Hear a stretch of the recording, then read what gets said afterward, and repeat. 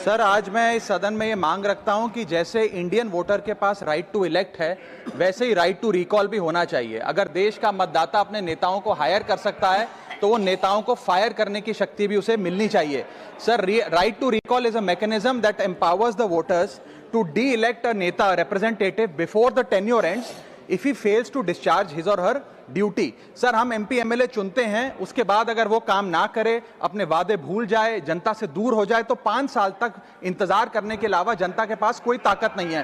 कोई interim provision नहीं, कोई अकाउंटेबिलिटी नहीं, कोई परफॉर्मेंस रिव्यू नहीं, कोई करेक्टिव ऑप्शन नहीं। चुनाव से पहले नेता जनता के पीछे और चुनाव के बाद जनता नेता के पीछे।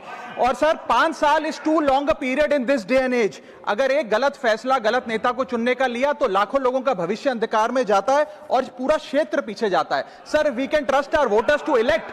हमें अपने मतदाता पे विश्वास करना चाहिए कि वो अपनी गलती बदल भी सके राइट टू रिकॉल की ताकत से। Sir, let me clarify that right to recall is not a weapon against politicians. It is an insurance policy for democracy.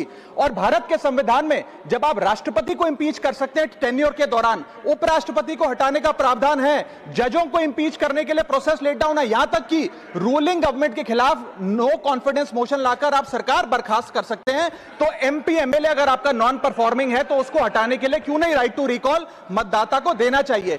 दुनिया की 24 से ज्यादा डेमोक्रेसीज में राइट टू रिकॉल का मैकेनिज्म लागू है, जिसमें यूएस, कनाडा, स्विट्जरलैंड जैसे देश है। मैं आपको उदाहरण देता हूं सर, कैलिफोर्निया में गवर्नर क्रिस डेविस नाम के नेता 2002 में चुने गए। उनके कार्यकाल में मैसिव पावर कट हुए, एनर्जी क्राइसिस हुआ, बजट की मिसमैनेजमेंट और गन शूटिंग की वारदातें हुई। उसके चलते 1.3 मिलियन कंस्टिट्यूएंट्स ने एक पिटीशन साइन करके दी कि इन्हें रिकॉल किया जाए। वहां के चुनाव आयोग ने रिकॉल वोट कराया 7 अक्टूबर 2003 को और 55% मतदाताओं ने वोट किया कि इस नेता को बर्खास्त किया जाए। ग्रे डेविस को हटाया गया और आर्नल्ड श्वार्ज़नेगर को वहां पे गवर्नर बनाया गया। सर, मैं बता दूं कि हिंदुस्तान में भी इसका प्रेसिडेंट है। कर्नाटक, मध्य प्रदेश, महाराष्ट्र और राजस्थान में रिकॉल मैकेनिज्म ग्राम पंचायत के स्तर पे लागू है और ग्राम सभा के लोग मतदाता वोट करके उन्हें वापस बुला सकते हैं। सर, लेकिन इसका मिसयूज ना हो, इसलिए हमें सेफगार्ड्स भी बनाने पड़ेंगे। एक थ्रेशोल्ड रखना चाहिए कि 35 से 40% मतदाता अगर साइन कर दे तभी राइट टू रिकॉल वोट करवाया जाए।